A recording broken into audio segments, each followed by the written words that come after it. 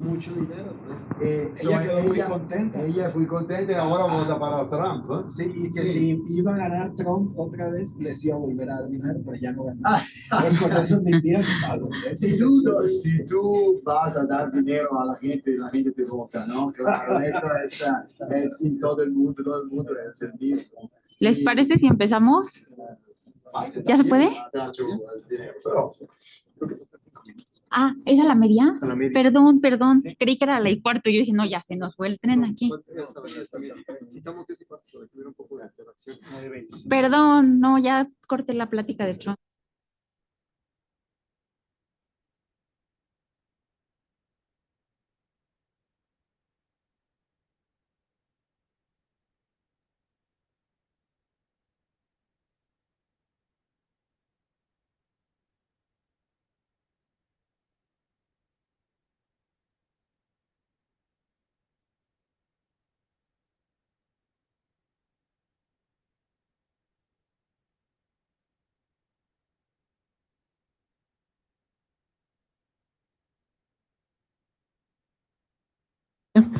Y les agradecemos mucho.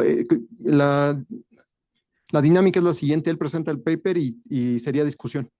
Pueden hacer la pregunta que ustedes quieran, y que haya intercambio, ¿no? Sobre todo porque es importante que veamos qué ideas se están discutiendo sobre la migración a nivel internacional. Bueno, pues entonces, muchas gracias. Le paso la palabra a Jimena, que nos va a hacer el favor de llevar el evento. Gracias.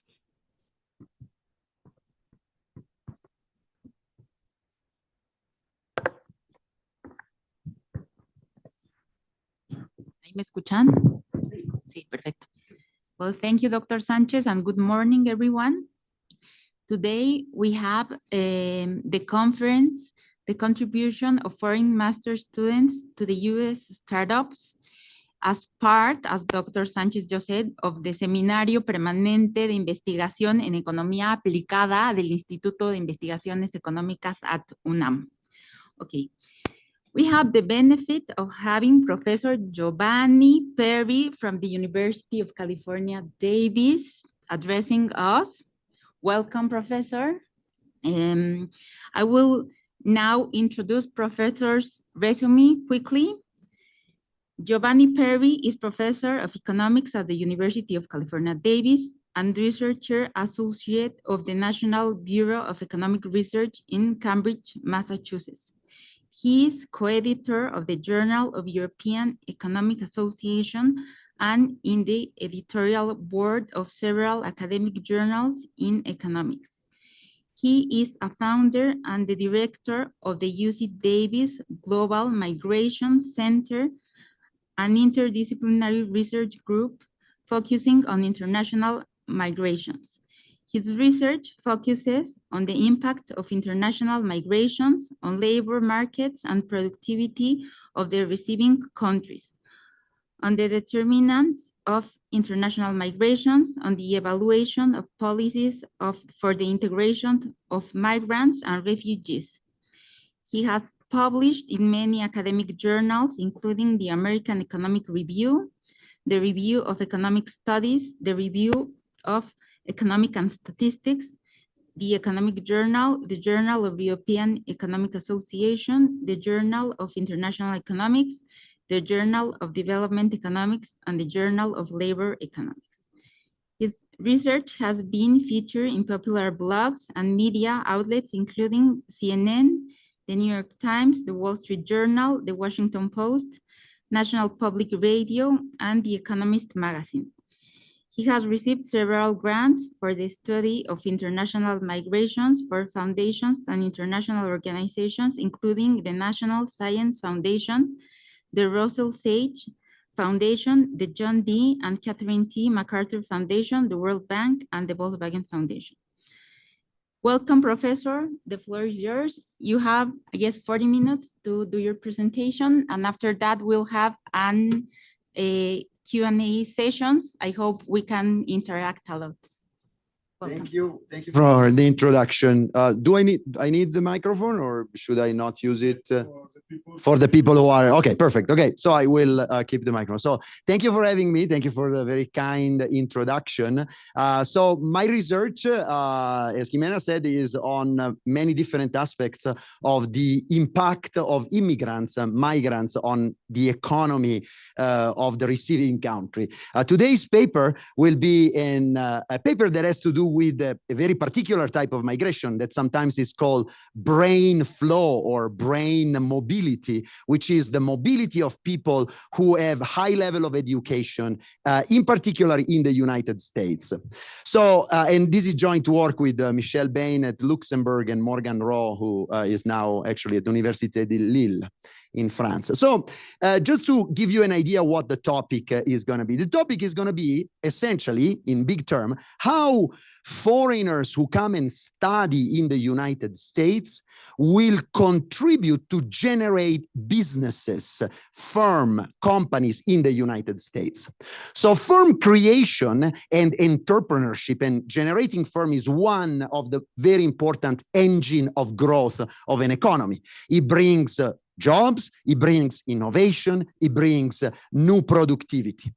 And the US, if you look in many of these world ranking in terms of doing business, is one of the most entrepreneurial countries in the world, meaning that the number of people who start firms, the environment for business to start and grow is among the strongest in the world. In terms of business dynamic, in many of these ranking, the US is very high. In particular, if you look at some magazine that do this ranking in doing business, which is in the US News, or in the US News, the US rank first or sixth in the world in ability to create firm, in ease of creating firm. Of course, there are many reasons why the US is highly entrepreneurial. The capital markets are very deep. There is a culture of entrepreneurship. But one interesting thing is that the talent of people who create firms sometimes come from all over the world into the United States. So the other things in which the United States is really a little bit of a leader in the world is the ability to attract into high quality universities in their masters and their PhD, some very highly quality students. When you look at the ranking of the universities in the world, the US is always, has always 8 of the top 10, more than 20 of the top 50 university. So universities attract talent all over the world, and many of these universities generate the students that then will graduate and will be the new entrepreneur. So with these two things, the US has high entrepreneurship, and the US can attract talent from all over the world into their university. This paper asks, what is the contribution of students that come from abroad and do a master degree in the United States?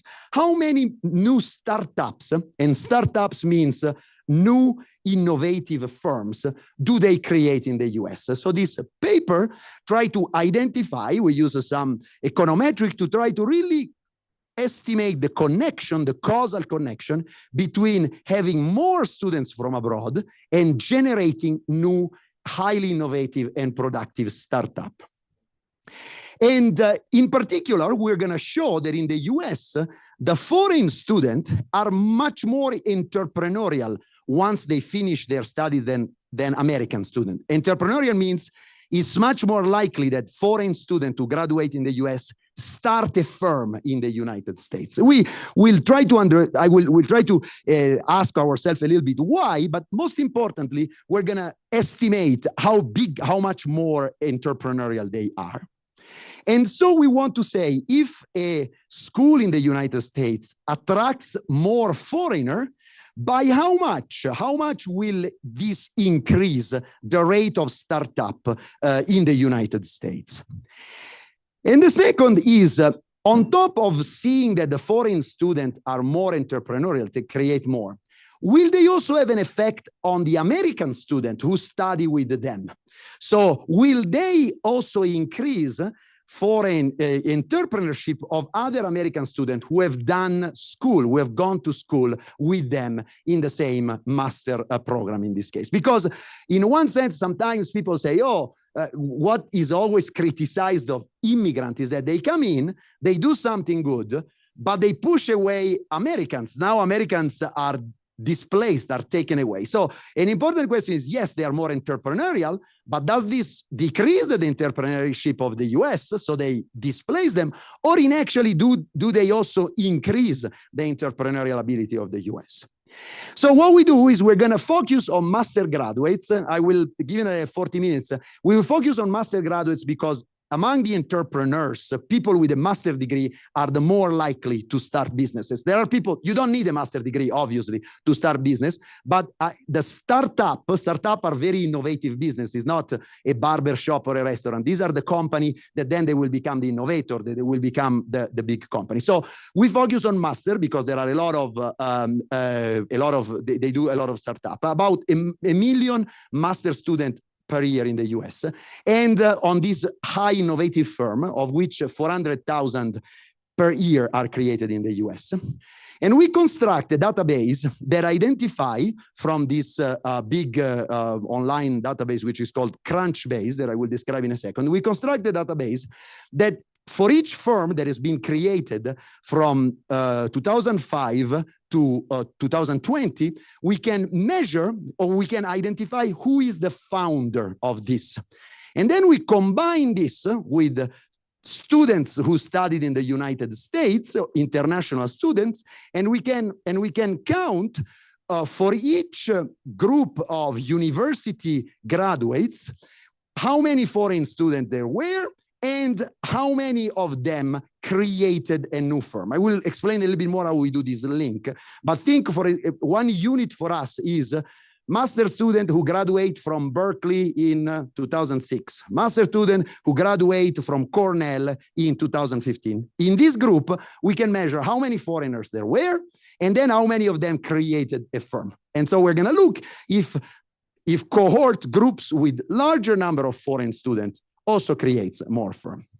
And given the running a regression, we'll have, of course, a potential endogeneity problem because there could be some factors that attract foreign students in a school and make that cohort also more likely to be entrepreneurial because they are in a city which is entrepreneurial or so on. We use an instrumental variable technique that uses the variation in fees, in cost of master, in fee that is charged to master student to affect, which affects the cost of going to study into the United States and also affect how many foreigner will go to instrument for this share. And we will do a two-stage least square estimation. Okay, so what we will find, let me give you the preview of the results, and then I want to keep an eye on the watch because I don't want to go too long. What we will find is that, first of all, very interestingly and in a very important way, foreign-born students have an entrepreneurship rate who graduate from master 9 times larger than, so on average, there are not so many students. So on average, there are about 5 people every 10,000 graduating who will start a firm. But among foreigner, there are almost 45 people, foreign students out of 10,000 who will create a firm. And if we increase by 10 percentage point, add 60 more foreign master students in a cohort, this cohort will create 0.4 additional startups. So there will be 1 more startup every 2 average cohort of master if we increase the percentage of foreign by 10%. And interestingly, part of this increase in total firm created will be due by more firm which are also created by US-born graduates. So not only the rate of entrepreneurship will grow because these foreigner are more entrepreneurial, but also because this will increase the number of US-born founded startup by about 25% of the total effect is more Americans. And we will find evidence that a lot of these Americans co-found these enterprises, these firms, with the foreigner. So the story is that these foreigners come in, they are selected from all over the world, they're smart, they are very entrepreneurial. So because they came to the US, they're risk taker, they're a selected group. And going to school with this, some American will also think, quite interesting, let's co-found and start up. And so some of these new startups which are created by the foreigners. And others are created by Americans who are now inspired to do that. Okay. I'm going to skip the literature review, which frame the contribution of this paper because the time is limited. But this is the first paper, we think, in which we really can connect foreign student arriving and startup in the United States because we do this very careful work with the data. So let me tell you a little bit of the data. The sources are, there is a source that allow us for each school, which is called the Comprehensive Post-Educational Administrative Data, measure for each university and each year what is the number of graduate students by university, type of degree, so master and bachelor and PhD, and measure how many of them are foreign. And in this sense, foreign means that they have an F1 visa, they have come to the United States to work.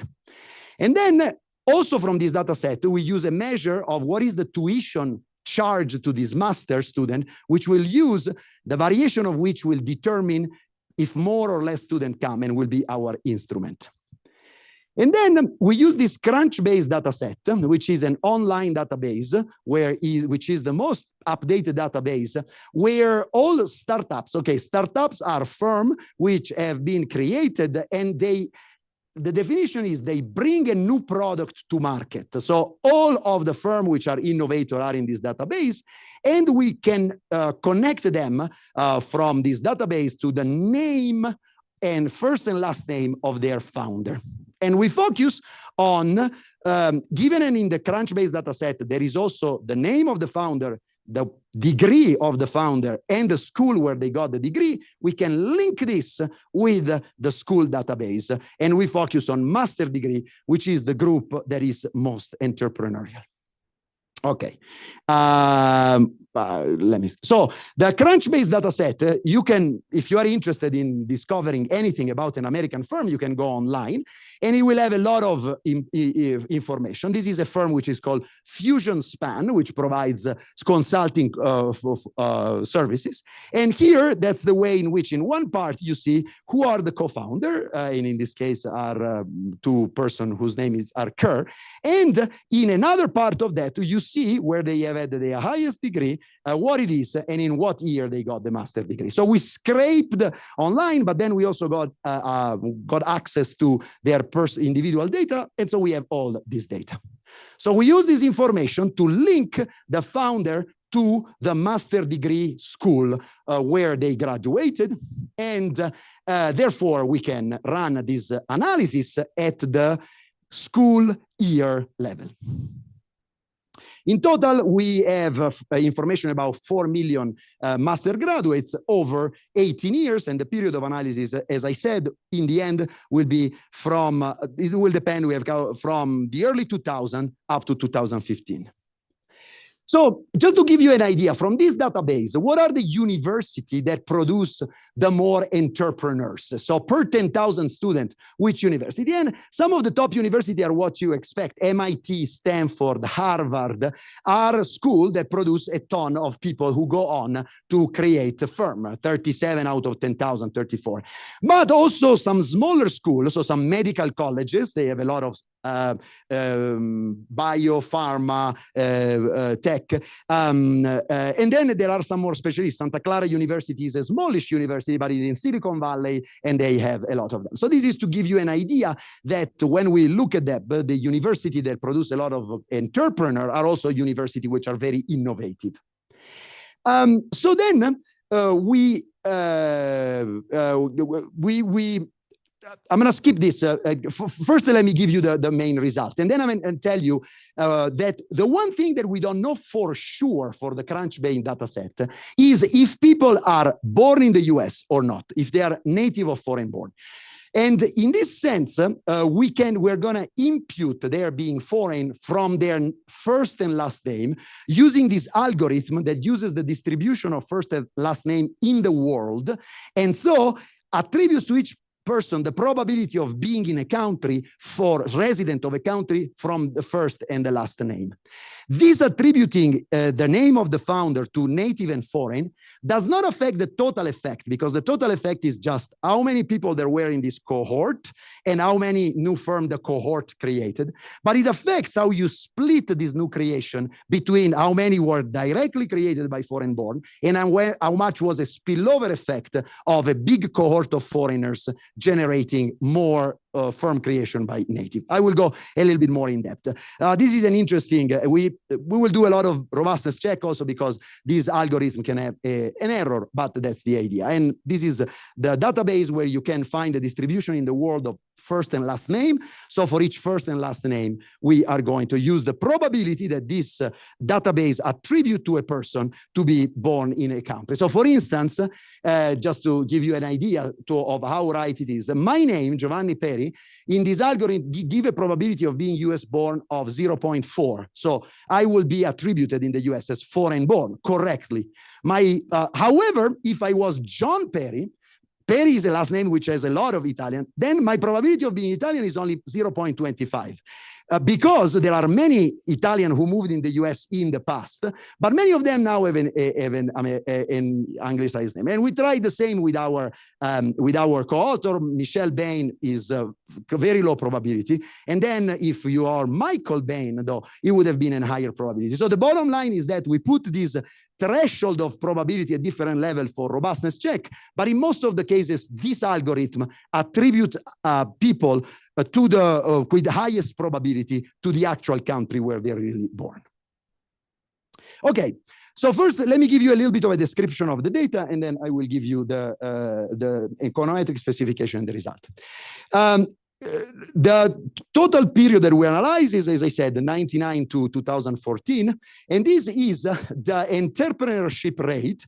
What is the number of startup per 10,000 people who graduated over time? So first of all, there is a little bit of a feature of this database. This database became much better after 2006. So a little bit of this growth we think is not due to an actual growth in entrepreneurship, but better coverage of our data set, which started in 2006. So we will have to be careful not to identify anything on this aggregate time trend, which may be a little bit artificial. But there is also some evidence that after the Great Recession, which was in period 2008, people who were graduating during the Great Recession, sort of only after the Great Recession, there was an increase in the entrepreneurship rate. But this is the overall rate, no big deal.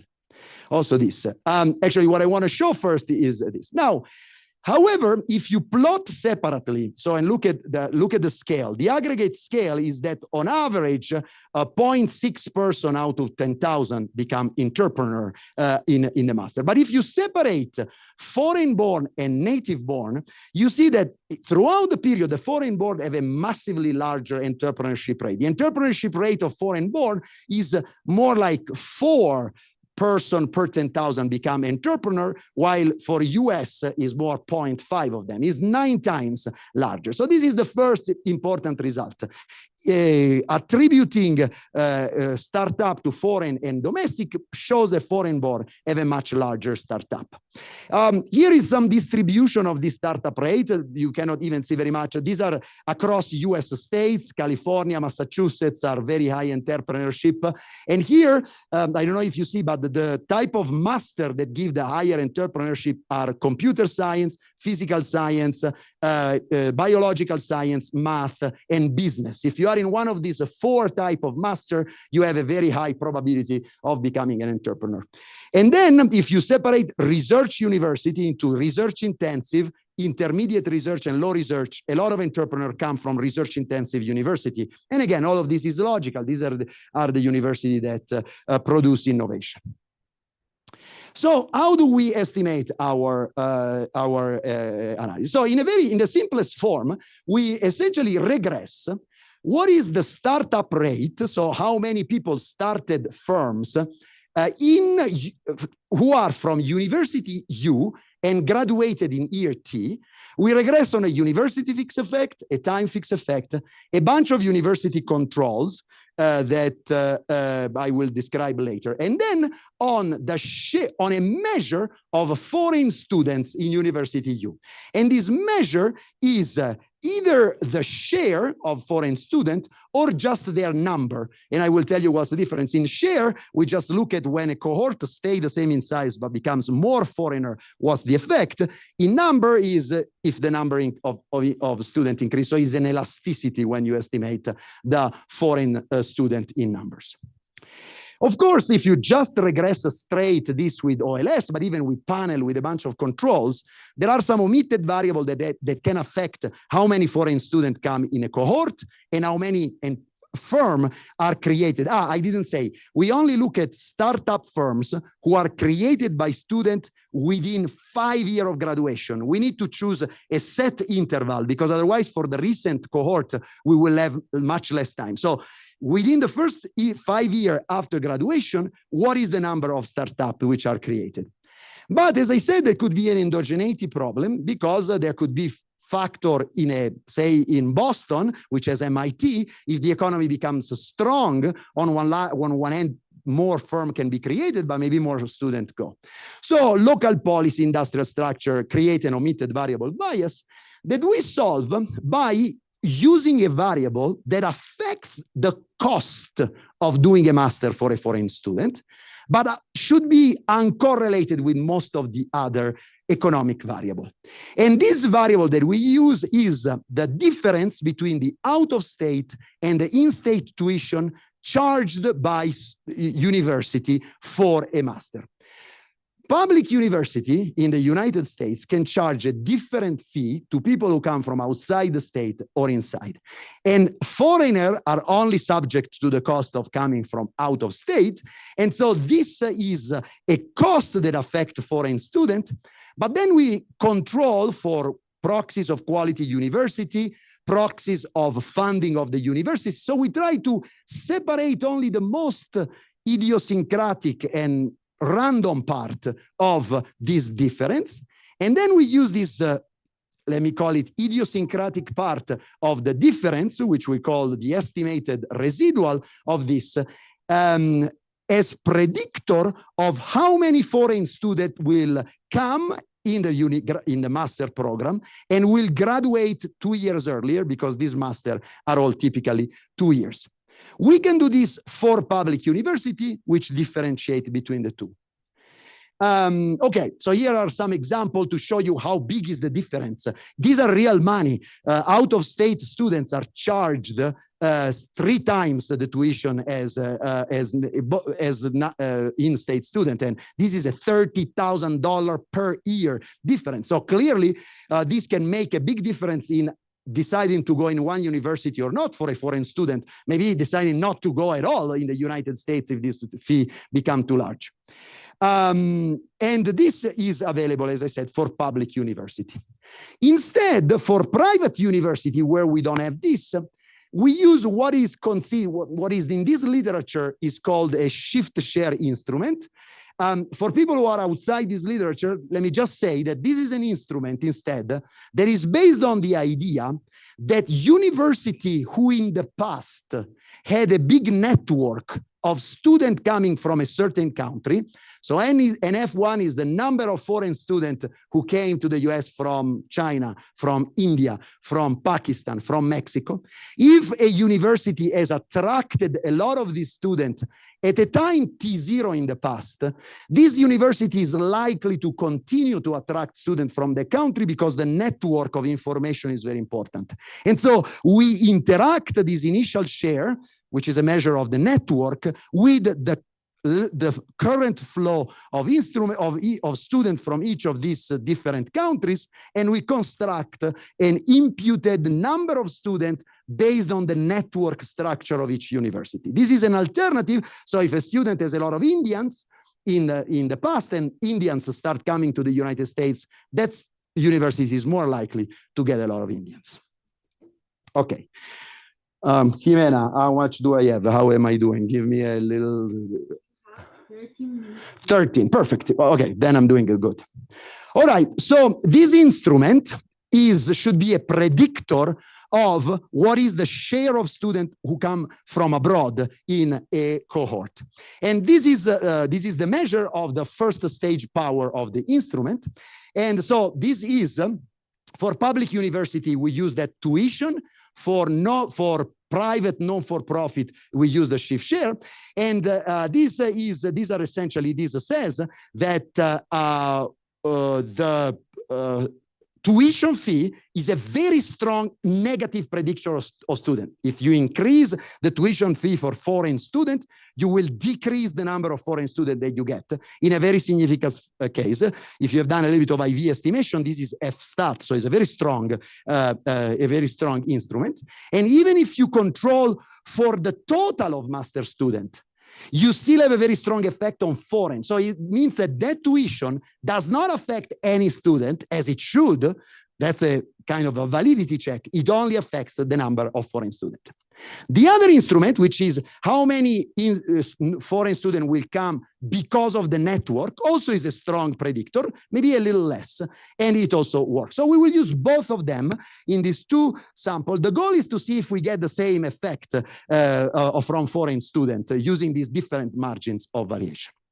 These are a bunch of tests of validity, because you want that your instrument predict the student who will come, but you want them not to predict what was happening 4 years ago, 5 years ago. You don't want them to be correlated with what was happening in the past. Otherwise, there will be sign of some spurious correlation of an omitted variable that you didn't control. And in fact, this is estimate and standard error. As you see, none of them is significant at any level.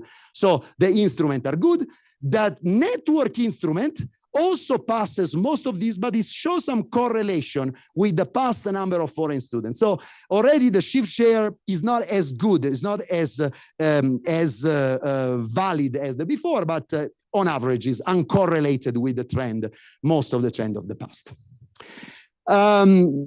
Okay, the last validity check that I want to emphasize is we want that our instrument changes the number of foreign students, but does not change the number of US students in a cohort, right? Because that's the margin. We want something. And our tuition variable does exactly that. In a sense, this tuition variable decreases the total number of students in a cohort, but it only decreases the foreign graduate part of it, where I'm taking log and I'm adding ones not to have zeros. So the decrease in the size of a cohort comes from a decrease in foreign, but no effect of natives. So that's a really good instrument. It's uncorrelated with the past, does not affect the share of foreign. While the shift share residual is not as good, because what it does is it really increases the share of foreigner, but it seems also to be correlated with a decrease in the share of native. So in that case, we are essentially using a variation that systematically also reduces a little bit foreign native student. So the ceteris paribus clause is not 100%. Okay. This is the main result. This is the one result that we'll emphasize, and then we will do a bunch of checks. So first of all, let's consider the two-stage least square estimate, and let's look at when the dependent variable is the number of company, the number of startup. When the share of foreign born goes up by 1 percentage point, there are about 0.04 more startup. That if you translate in per 10,000, it means that the number of startup increases by 1 standard deviation when the share of foreign student goes up by 1 standard deviation. Then we also look not just as how is the probability of increasing startup. And these are the results when we use the tuition IV on public university. These are the results when we use the shift share IV on public. So these effects are both positive.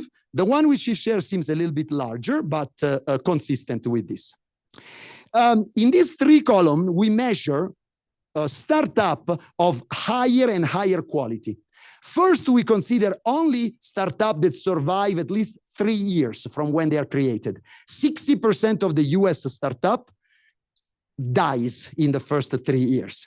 So these are long-lasting. And foreign students increase significantly the probability of a startup who last for more than 3 years, about the same amount. One standard deviation increased them by 0.4.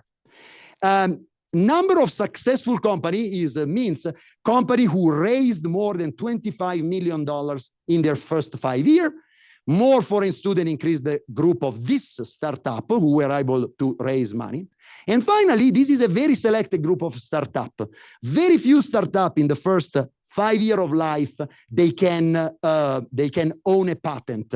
Patent, request a patent, and patent is an innovation with market impact. But even on this very selected group, more foreign students imply more firm that will have a patent at the beginning. And if you look at the results on the other sample of private university, with most of the results are similar, you just have not much effect on this startup. There are many checks, and if you're interested in the econometrics, because we can still have some spurious time trend in university, so we control for much more university-specific trend, university by period fixed effect. I'm not going to comment very much. Let me give you a quantification, and then let me give you a little bit more of the spillover results. So on average, if a cohort increase by 10 percentage point, the foreign student, this increases the startup by 0.4. And out of them, 0.25 will reach 25 million capital, and 0.05 will have a patent. And these are very large number. Remember, the average entrepreneurship of American in a cohort is 0.4. So just 10% more foreigner increased entrepreneurship by the whole average entrepreneurship of US natives. So as I said, the foreign-born propensity is much larger. And so part of this effect that I look here, and we calculate here, that part of this extra 0.4 come from just the higher propensity of a foreigner to start up firms. I'm going to skip this actually for the little time. One thing here, interesting, and then I will go to the how much is foreigner and how much is more startup for immigrant.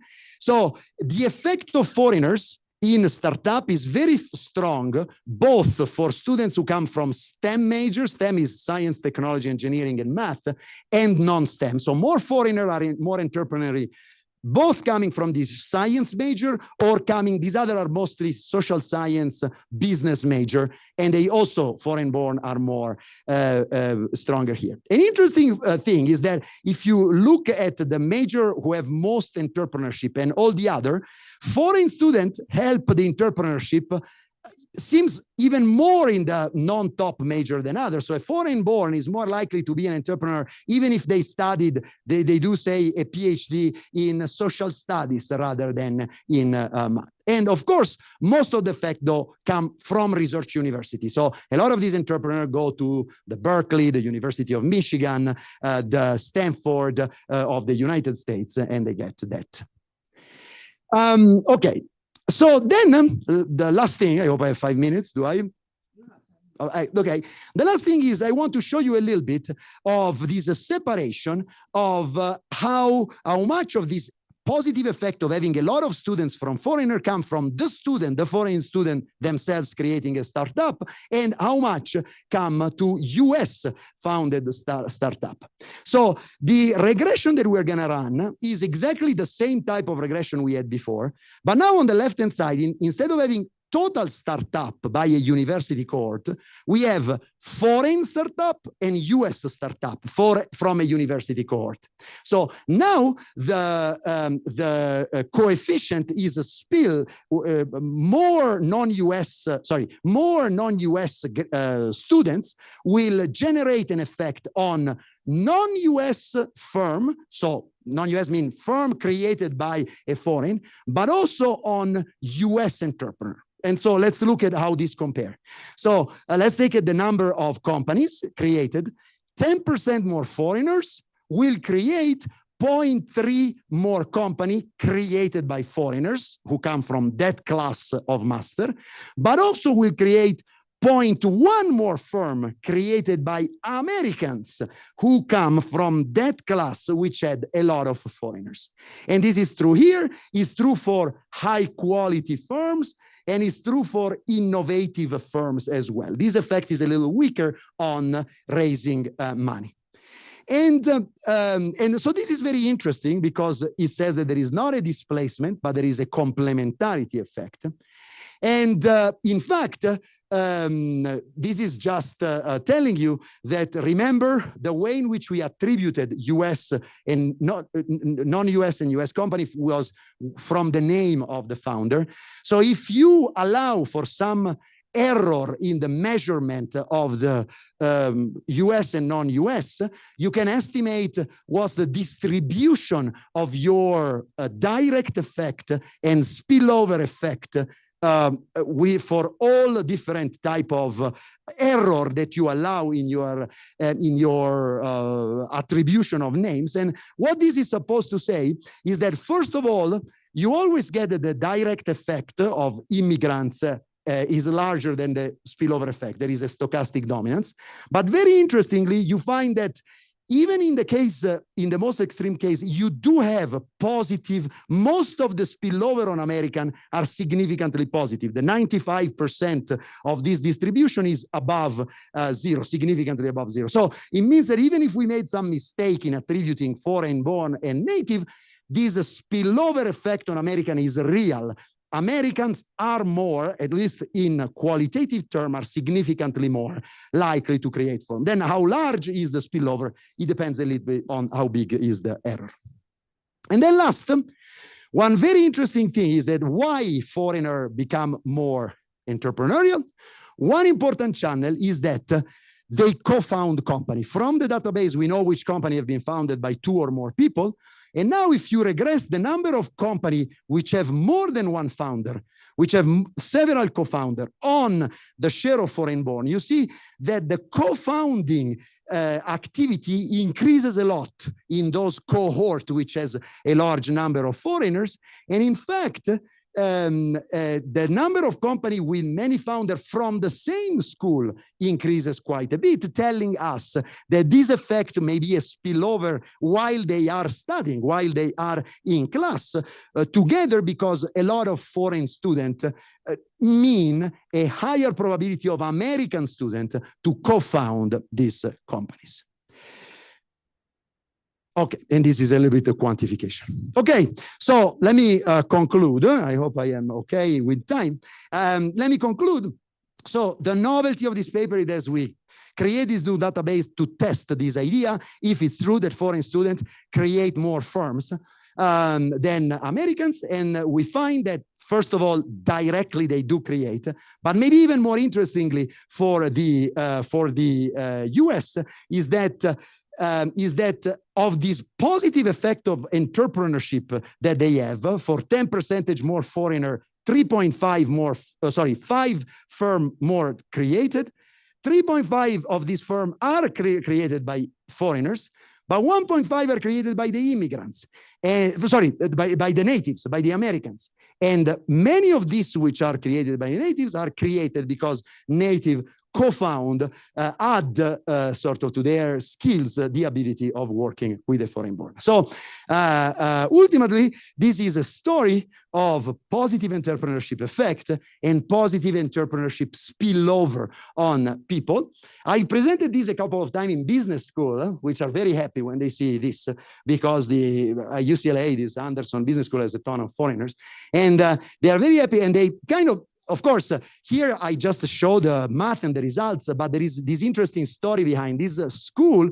Really try to have a diverse group in order for them to cross-fertilize their ideas. And so when they see this, they say, yeah, of course, in classes where there are people from all over the world, people can learn from each other and can become more entrepreneurial, maybe even more risk. They will be willing to take some more risk. And so this could be an interesting thing. So I decided to present this because here we are in an institution of higher education that offers a master in Mexico, which is becoming, in Mexico city a little bit more of an international hub. And so I thought seeing in action this idea that to create firms, sometimes it's useful to have people in college and in master talking to each other and having no idea was a sort of an interesting and potentially consequential concept. I'm gonna stop here. Thank you so much.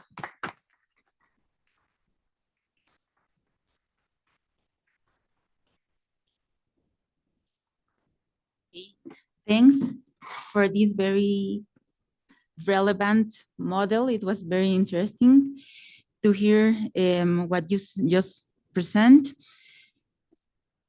I guess these kind of debates have been there, like these things between foreign-born versus native-born have been there like forever, but this is currently very, very nice. And I would like to hear the potential entrepreneurs here. We have some students from PhD, master's degree, or even bachelor's degree who may give us some feedback. Also the academic staff, I would like to hear you. And thanks again, Professor. Thank you.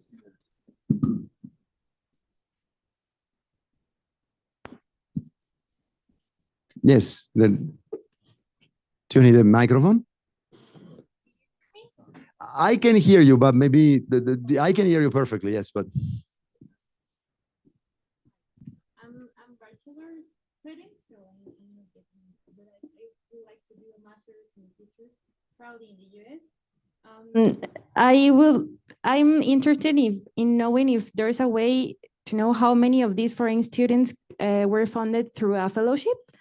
And if do you think that increasing fellowships can have a more positive effect, a more spillover effect? Because as a foreign student who is looking in the future to go and study in the US, it's really expensive for us, and there are not so many fellowships as we would like. So I would be interested in knowing if these foreign students, how do they fund their studies? Do they have debts, or do they look for a fellowship? Or it would be interesting to know. Yes, so this is a great question, actually. This is a great question. And let me give a little background. The straight answer is that from the data we have right now, I cannot answer exactly to the question you asked them, because we don't know how these students in particular fund themselves. But let me say a couple of things.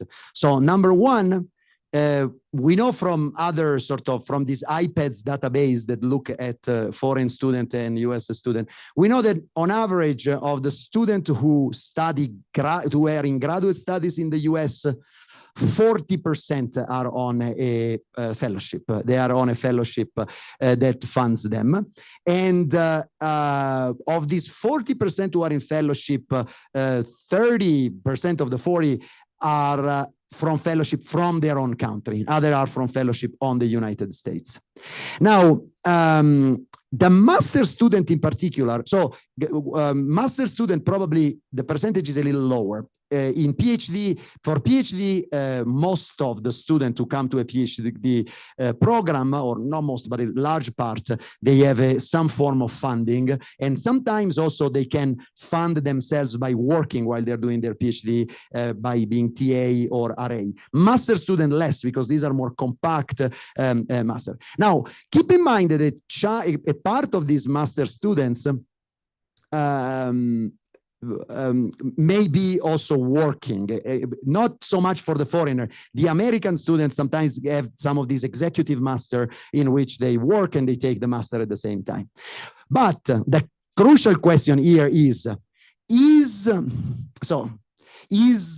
a fellowship which will fund student to go and get a master or to get a master a good idea, and should we encourage this, and should we have?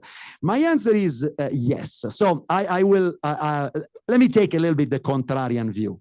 If I am the Mexican government and I have to fund you, I know that you are a brilliant brain and I want to fund you, but if I think that if I fund you, you're going to stay in the United States, the benefit that these beautiful firms you're going to create in the United States, then maybe I am a little bit less incentivized. This is the reason why there are some specific programs. So there is this Fulbright program, which is famous, in which you need to commit to go back to your country of origin if you want some of this. Now, I think that that's actually an interesting potential because on one end, I am only looking at what these people who study in the US do in the US. But there is also a literature, which is a little harder to get, to say that these people who studied in the US, then they went back to their countries of origin, and also they had important role of leadership, of business leadership, political leadership. So the idea that some of these currently the US and maybe Europe in part are educating a lot of people who will be in important role. Some they will stay, other they will go back. But I bet that if I look at some of the startup, for instance, Mexican, I don't know here, but Indian is a very typical case. A lot of Indians have gotten this. And now India is one of the most advanced Bangalore, in Bangalore Center for high-tech and entrepreneurship. Now, a lot of Indian, when you talk to them, they don't even want to go to Silicon Valley. They want to go back to Bangalore because they are. Eventually, the idea is that each country should do something like that. Taiwan is another country which has developed a microchip industry, incredible, out of a lot of people who studied in the US, and then they went back. Maybe more recently, Ireland also did a little bit of that. So it's possible both to have a positive effect in the US and a positive effect where you go back. So it would be very interesting. I think the next step of this is, can I link some of these students wherever they go to see what is their probability of creating a firm anywhere in the world, not just in the US. And we're thinking of going that direction. But in terms of practically on your side, I do think that yes, a fellowship that allows you to do something like this are very good investment. And so we should encourage that for sure.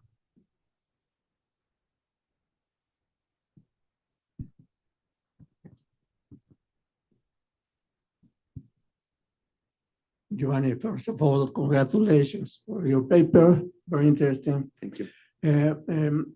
Only one question comes to my mind in terms of what are the main bases in which the students, the foreign students going to the US are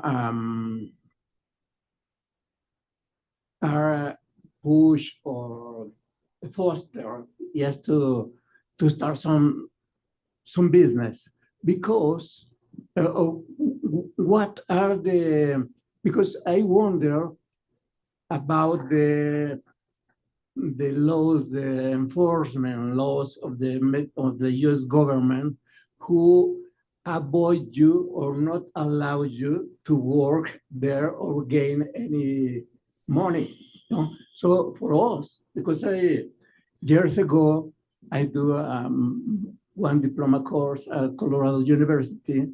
And first of all, yes, the government advised you not to work there or not to do any business there. So what is the way in which the American universities of college are encouraged the foreign students to do something like this? Because it's interesting as well. Yes. So let me, this is a very critical question. And actually, let me say one thing up front. We have another paper in which we look at how likely is for a person who studies in the United States to actually stay in the United States, at least for 5 years, through working there. And in fact, out of all the people who study in the United States, only 20% can stay. And they stay through a combination of way. In the short run, the US has this, now has extended what this is called OPT visa, optional practical training. So after you study, if you find employment in a company that does a very similar thing to what you studied, and this thing is in STEM, you can say 3 years.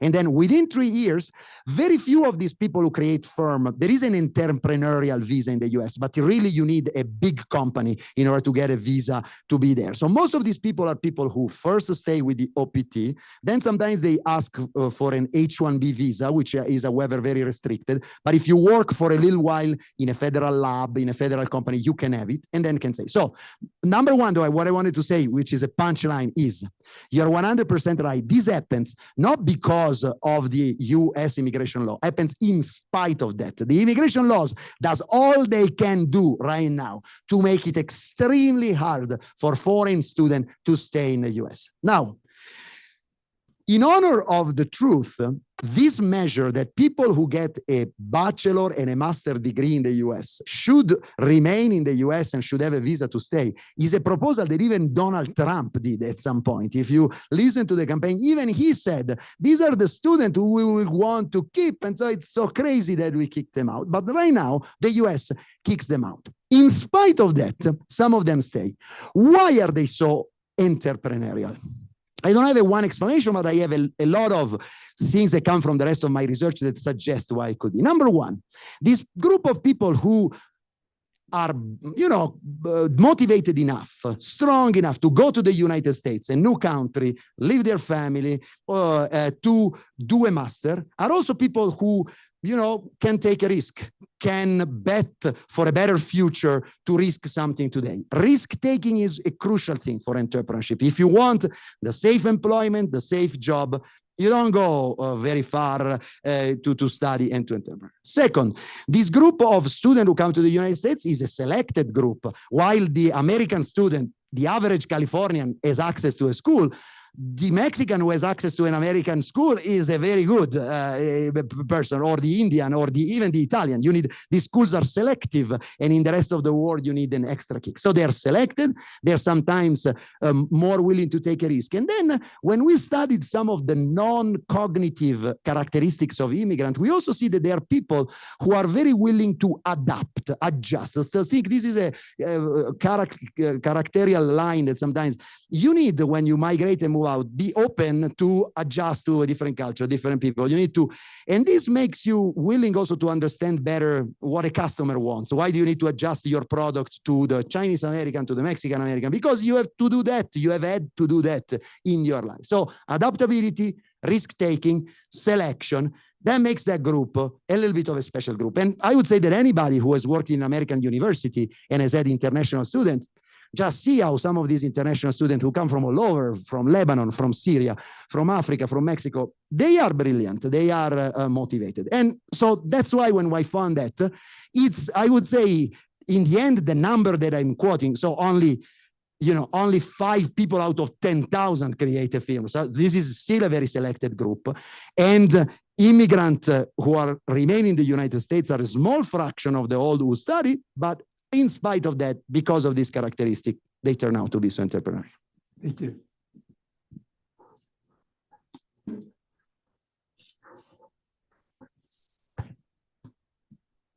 Thank you, Professor. I'm Deborah. I have this question. If if in the United States universities, they have some programs to implement the creation of these startups. And the second one is, if you know in which sector of the economy these startups are created. I mean, if most of them are finance services, some are e-commerce. Thank you. Great question. So many master programs will be linked to university kind of incubator program in part. So many of these top school already, when people are in master, they will ask, so I taught sometimes to these master students, I taught economics, and a lot of them already in their second year, they build group and they need to make a business proposal. And the incubator of the university considers this business proposal for real. It's very unlikely that one of these proposals they do as a student then become, but they have a lot of experience on what do I need to think about, and they already are a team of people who create this. So yes, at the university level, already there is this encouragement, and occasionally there are some firms that start with the help of the university, but most of these people take the master, and then among themselves create group and start, a startup on their own, looking for funding outside of the university. Sorry, and the second question was? If you know Yeah, it was sector. Yes. Yeah. So the three biggest sector in which this intervention is kind of information and communication technology. So, internet, app, software, biotech, and then depending on what region in the United States, there could be a lot of financial services near New York, near the big center. In fact, interesting enough, just healthcare support provider are very big in this, and then consulting company of business consulting, business services company. Those are the bigger. But if you look at the variety, it's really amazing. There are a lot of startup which produces some, a lot of right now, healthcare and health providing services is massive, is growing. And my prediction is that the US population is aging. There are these relative, and the Medicare size is becoming huge. So healthcare is going to become massive, and connected to that, medical biotech is going to be very large. Those are the sector. Thank you.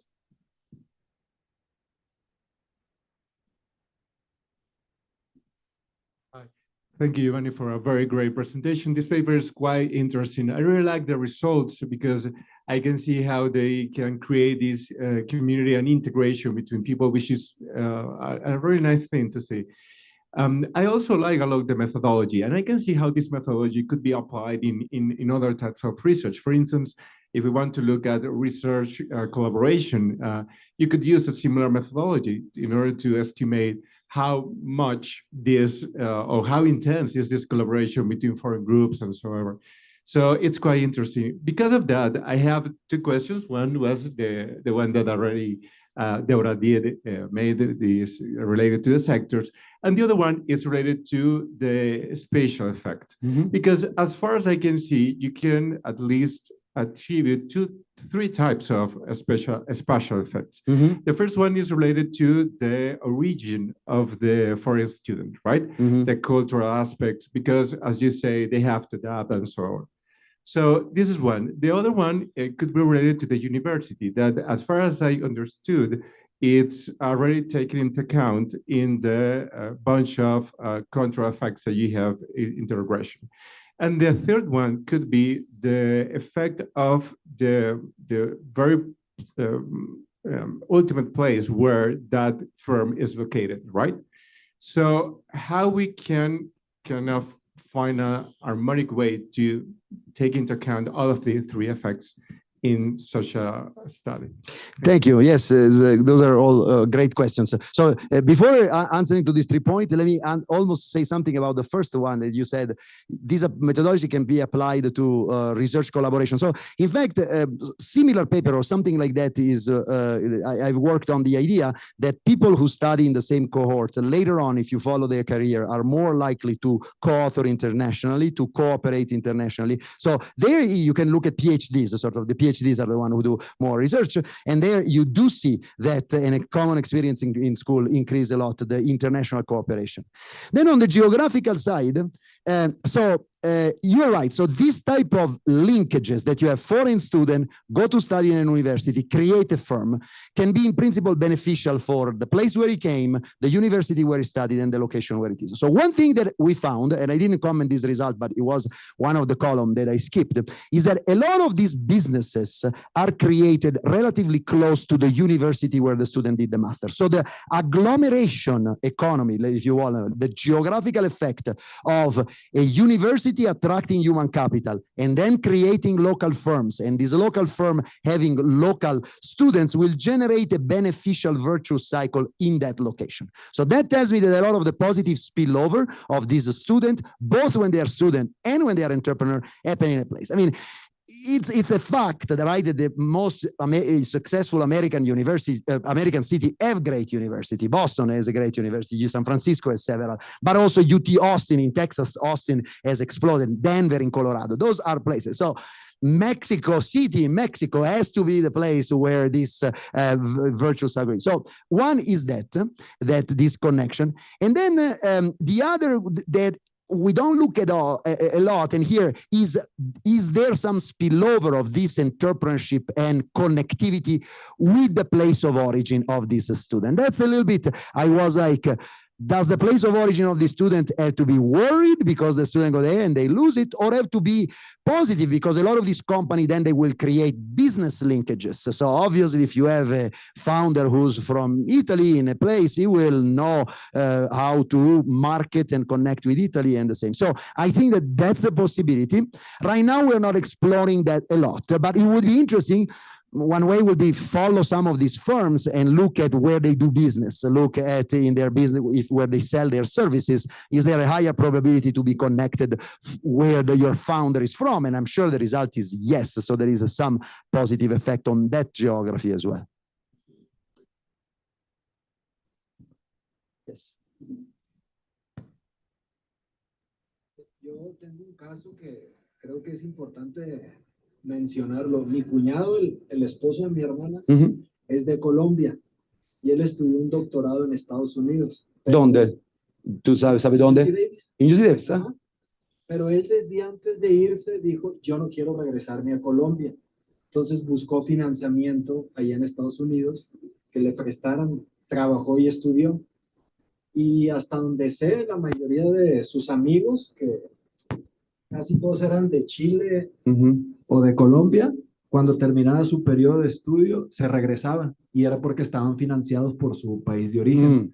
Entonces, creo que con ese caso, la tendencia es que la mayoría de los estudiantes foráneos que van a Estados Unidos se regresan a su país de origen. En el caso, pues, mi cuñado desde antes, él ya sabía que él no quería regresar a Colombia a hacer el efecto spillover en su país, entonces él buscó quedarse en Estados Unidos y así lo hizo, y allá está con mi hermana.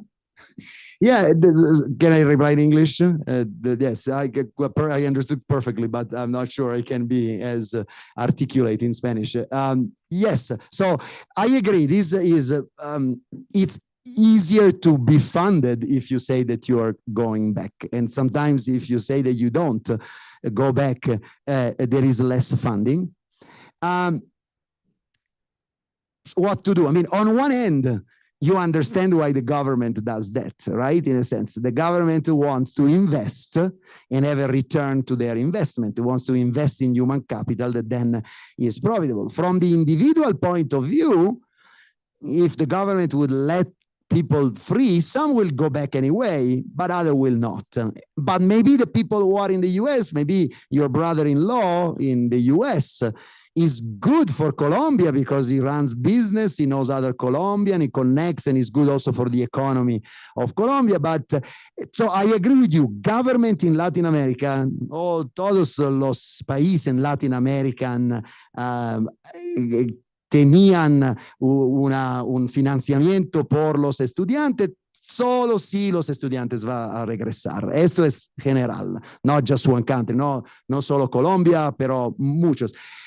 Europe was the same. Let me tell you the story of Europe. Maybe that's where Latin America will go in 20 years. Europe had this funding in which they allowed, or after the Marshall Plan, after World War II, Europe was relatively poor, and a lot of people wanted to go to study. So the US funded with the European government, European who study in the US, with the provision that they would go back. Solo si regresan.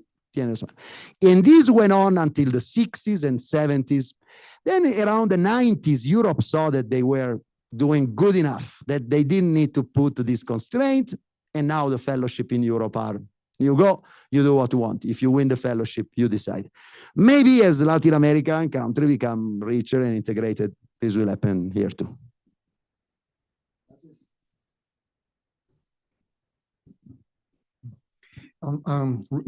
Congratulations, a really nice paper. I like the instruments you use to identify the causal relationship. I can see very different sources of endogeneity in estimating this causal relationship.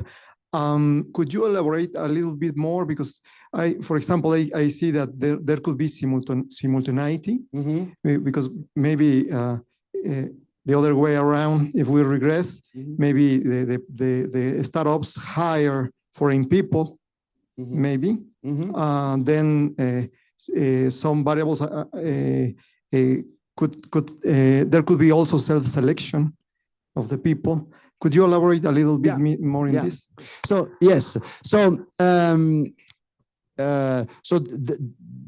let me speak about the reverse causality endogeneity. So certainly, in general, if there is more firm creation in a location, and that's the location where also there are some university, this firm may, demand or look for workers, and so these workers are attracted. So 3 things I think we did in that reduce this worry. So first, right, we are looking only at the firms which are created in 5 years after by the students who do the master now. So these are firms that don't exist when the student come, but they will be created in the future.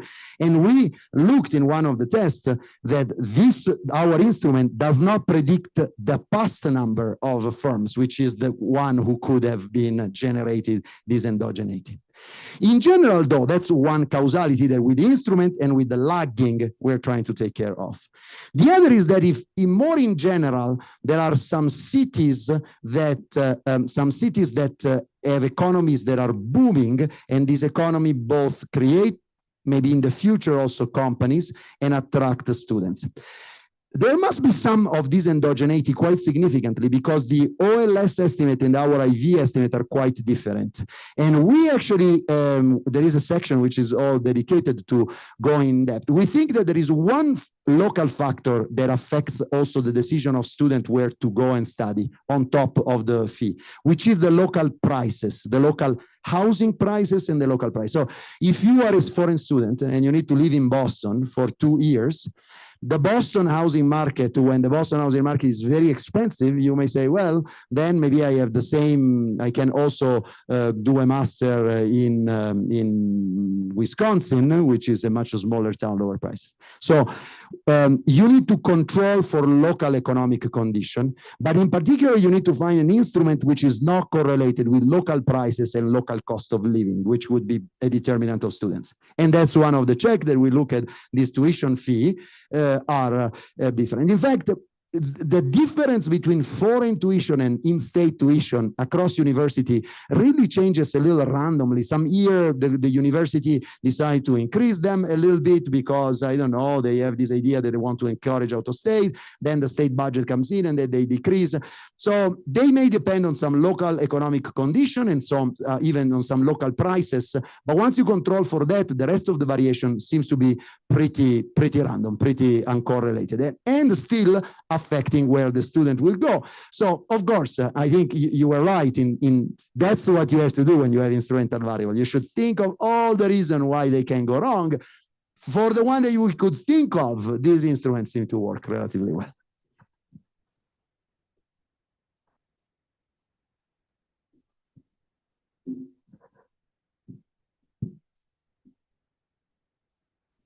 Thank you very much for your presentation. I would like to ask you about your model. Have you considered to apply your model for low-skilled immigrants, for instance, undocumented or naturalized Mexicans, as there are about 11 million of Mexicans in the US at stock, and naturalized people have slightly increased their educational attainment to high school. So I think it is important to know the effect of foreign share in the startups for this type of migration. And the second one is if you have taken into account in your model an interaction of nationality and educational attainment. Yeah, so the question about low-skilled and undocumented immigrants in the US. So first of all, you're right that even in the US universities and in the US master, there is a small but non-negligible number of undocumented students. Many of them are the so-called dreamers, are students young, they came when they were kids and now they are college age and some go. They will be, the number of dreamers when you estimate, because under Obama there was, is around 1.5 million students. Those are big. And Unfortunately, they are not in my database, because in my database, I can only identify the students who are on a visa. They will, in fact, most likely they will be pooled with the natives, for the one at which I don't ask any information on the immigration. And so, in a sense, it will be very interesting to do a more specific study on the impact of the dreamers, some of which are at that level. But it's going to be more complicated. The data on undocumented students in the university has become almost impossible to get, because there has been this past experience in which they have made them public and then somebody has gone to look for them. So that they have become very, very strict on the privacy. You're right that I have many other papers in which I look more in general to the contribution of immigrants to the American economy. And my impression is that sure, some of these undocumented are also creating some of these firms, but where they're really fundamental is that they have provided labor, and they have provided very highly productive labor to sectors like construction, to sectors like hospitality, food. So I have other paper in which I estimate the benefits to the American economy, to the American worker, of having more foreign worker, including the undocumented worker. This is an issue. Sorry, this was the first part of the question. Did you have another in the second part? Yes, the second is if you have considered an interaction of nationality and educational time. And just let me say something. There's an MP migration project survey at Princeton University, and there is also surveys here in Mexico, Encuesta Nacional de Migración. So maybe you can find some information. Yeah, yes. So I know well those the data sets, and in fact I have used them. In fact, in Questa Immigrazione, in fact I've used. Now there are also these other data sets which are called Matricula Consular de Alta Seguridad in the United States, that makes almost a sort of covers a lot of the undocumented. So. For a study exactly like this, in which you need to see the schooling and then the startup, is going to be a little bit more complicated, but certainly those are available data that one can use. In terms of interaction of the country of origin and education, so I assume that you are asking, can we also identify which country of origin as a particularly entrepreneurial student? And yes, actually is a good only for countries which have a significant amount of students. But so, for instance, for India, China, Mexico, Philippines, probably some big country of Europe, we can try to run a regression and see if independently this group have. One way in which we construct the instrument needs to aggregate all of the country in order to get more power. So the question is, will I have enough power to separate the effect of each country? But it's a good question, actually. It's a good point.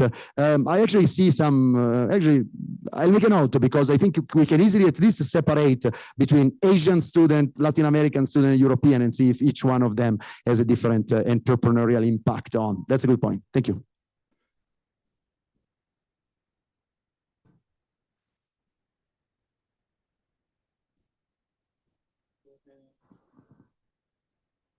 Thank you for the presentation. Yeah, I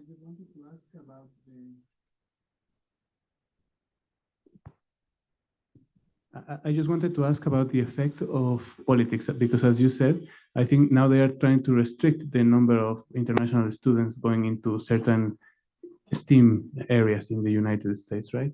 So is there like a way to measure this effect on this model or something? So this restriction is too short. There is a way, and what we have done in previous was to measure the opposite. So in 2008, this OPT, optional practical training, this OPT extension to the student visa was only 1 year back in the 2000. Then in 2006 and 7 was increased to 3 years for the STEM.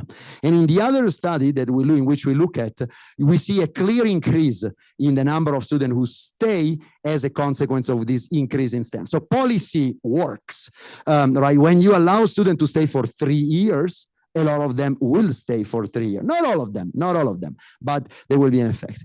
So if now, for the moment, there has been no real kind of law or real executive order to change the length of the OPT, but as you say, there are some laws that implies that you have to hire American workers to get some funding. This has become, I mean, with this generalized populism, the idea that public funding goes to hire a foreign worker seems to be not right, when in reality is totally silly, because as we show, when you hire a foreign worker, you expand, you create opportunity to hire also native. So I'm sure that if they reduce the OPT or they change the opportunity for STEM students to stay, this will result in a decline of people who stay and of creation. And, you know, we can estimate by how much. If they cut this group, you know, by just 5% of the total cohort, you're going to have one less firm per 10,000. So several thousands fewer firm in the next couple of years. And that's pretty bad. That's pretty costly. And I don't know if anybody will listen, but I agree with you. That's going to have a consequence.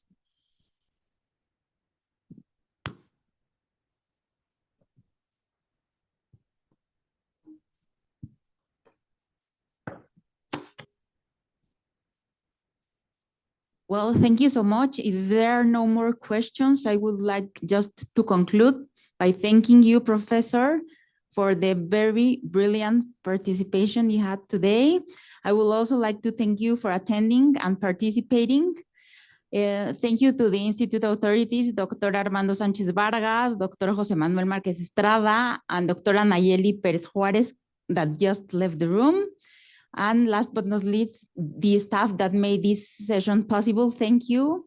And thank you for making also the YouTube transmission possible. I hope you have a nice day and enjoy.